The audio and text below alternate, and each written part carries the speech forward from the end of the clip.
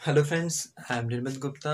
आज की वीडियो में हम बात करेंगे अबाउट द पार्टनरशिप डीड के बारे में। से प्रीवियस बहुत सारे वीडियोस में हमने अकाउंट्स के और मैनेजमेंट के बहुत सारे कंसेप्ट्स को क्लियर किया। आज हम पार्टनरशिप डीड के बारे में पढ़ेंगे। हमें पता है कि हमारे 12th क्लास में भी और आगे बीबीए में भी और एमबीए में भी हमारा पार्टनरशिप का टॉपिक आते हैं। उसमें एक बहुत इंपॉर्टेंट टॉपिक आता है पार्टनरशिप डीड। पार्टनरशिप डीड क्या होता है? सबसे पहले हम मीनिंग समझते हैं कि पार्टनरशिप डीड होता क्या है।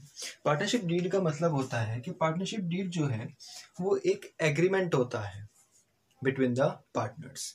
अब ये जो एग्रीमेंट होता है, अब भाई जब दो पार्टनर्स इकट्ठे आ रहे हैं, दो हैं, तीन हैं, चार हैं, तो बहुत सारी टर्म्स एंड कंडीशंस होगी। कोई कुछ बात कहेगा, कोई कुछ बात कहेगा, किसी बात पे सब डिसएग्री होंगे, किसी बात पे कुछ एग्री होंगे, किसी बात पे सब एग्री होंगे। तो अब इन सब चीज़ों को कहीं पे लिखा भी जाएगा, ठीक है। तो ये उस चीज़ का एक एग्रीमेंट होता है, बात नंबर एक। बात नंबर दो, ये रिटर्न भी हो सकता है, ये ओरल भी हो सकता है। कोई कंपल्शन नहीं है that it should be return only.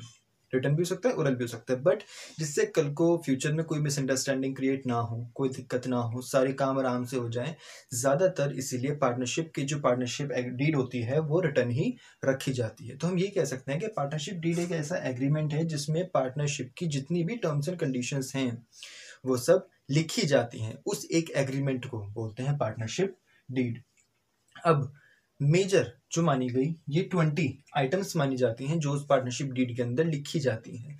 इन्हीं 20 के अंदर अब तक ये माना गया है कि पूरा का पूरा पार्टनरशिप, चाहे वो 1 साल चले, 10 साल चले, 20 साल चले, 50 साल चले, यही सारी कंडीशंस उसके अंदर मैक्सिमम आती हैं। मेजर जो हैं वो यही बातें हैं, जिसमें हम लाइन टू लाइन इनका मीनिंग क्लियर करते हुए चलेंगे, इनका मतलब समझते हुए चलेंगे, किसका क्या मतलब है, किसको किस तरह से क्या कहते हैं, क्या किसका यूज है, किस तरह से है।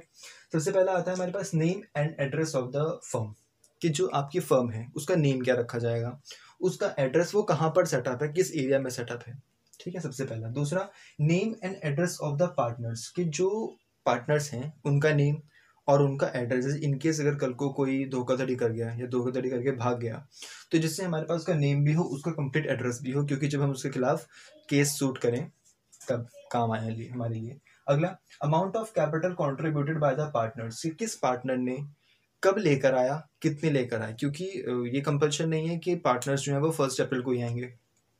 एडिशनल कैपिटल की जब भी रिक्वायरमेंट होती है तो फर्म जो है वो कोई नया पार्टनर ले आती है। तो कौन सा पार्टनर कितनी कैपिटल कब लेकर आया, ये सब लिखा हुआ होना चाहिए, जिससे कल को कोई प्रॉब्लम या मिसअंडरस्टैंडिंग क्रिएट ना हो।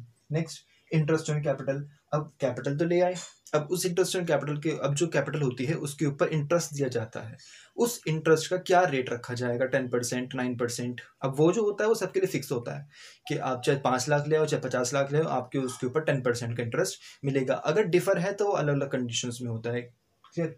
नेक्स्ट, ड्राइंग के। अब ऐसा तो नहीं है कि पैसा लगा दिया अब रोज पैसा निकालते जा रहे हैं, ड्राइंग्स करते जा रहे हैं, नहीं।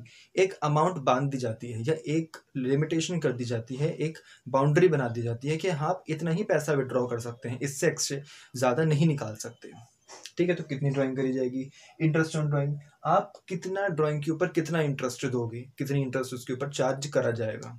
इंटरेस्ट ऑन कैपिटल तो दिया जाता है पार्टनर्स को, और इंटरेस्ट ऑन ड्राइंग पार्टनर से चार्ज करी जाती है, पता होगा। Next, profit sharing ratio. क्या प्रॉफिट शेयरिंग रेशियो रहेगा, जिससे ये सब चीज़ें वो हैं जिससे कल को कोई पार्टनरशिप में कोई मिसअंडरस्टैंडिंग क्रिएट ना हो। प्रॉफिट शेयरिंग रेशियो क्या रखा जाएगा, इक्वल होगा, 1:2 होगा, 2:3 होगा, 1:2:3 होगा, जो भी है एज पर देयर कंडीशंस, वो सब उसमें लिखा जाता है। गुडविल। अब गुडविल जो है वो अगर कोई नया बंदा आ रहा है तो गुडविल का वैल्यूएशन किस तरह से करा जाएगा, उसके भी डिफरेंट मेथड्स हैं हमारे पास। तो गुडविल का वैल्यूएशन किस तरह से करा जाएगा, हर चीज़ को क्लियर कर दी जाती है। सैलरी, किस पार्टनर को कितनी सैलरी मिलेगी, मिलेगी भी या नहीं मिलेगी, ये सब कुछ लिख दिया जाता है। The type and nature of the business, business जो है वो किस टाइप का है, किस तरह का है, और उसका क्या नेचर है, सब कुछ उसमें लिख दिया जाता है। Next, 11th, accounting period of the firm, कि अकाउंटिंग पीरियड क्या रहेगा, जैसे 1 अप्रैल से लेकर 31 मार्च रहेगा, या 1 जनवरी से लेकर 31 दिसंबर रहेगा, ठीक है, इस तरह से अकाउंटिंग पीरियड क्या रहेगा। Next, methods of recording firms account, के फर्म के जो अकाउंट्स हैं वो किस तरह से रिकॉर्ड करे जाएंगे, किस तरह से काम करा जाएगा, ये सब। ऑडिटिंग, की जो हमारी फर्म की जो बुक्स हैं वो ऑडिटेड करी जाएंगी या नहीं करी जाएंगी, अगर करी जाएंगी तो ऑडिटर को बुलाया जाएगा या नहीं बुलाया जाएगा, ये सब लिख दिया जाता है, जिससे कल को कोई ये ना कहे कि ऐसा नहीं था ऐसे था, कोई मिसअंडरस्टैंडिंग क्रिएट ना हो। Clear. Next, date of commencement of partnership, कि हमारी पार्टनरशिप किस डेट को स्टार्ट हुई, सब कुछ उसमें होता है। ड्यूरेशन ऑफ पार्टनरशिप, हमारी पार्टनरशिप कितने टाइम तक चली, 1 साल, 6 महीने, 8 महीने।